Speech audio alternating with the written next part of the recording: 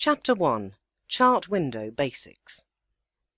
The bigger panel in the center of the screen is called Chart Window, and it displays the historical data of financial instruments.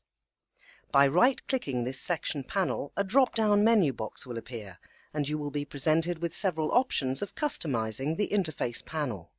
For example, if you right-click on a specific chart window, you can open your transactions by pressing the Trading a New Order option, or you can adjust the time frame of the chart displayed by clicking Periodicity. To change the perspective, you can zoom in or zoom out from the drop-down menu. By selecting Properties, you can customize the colors and other common features of a specific chart.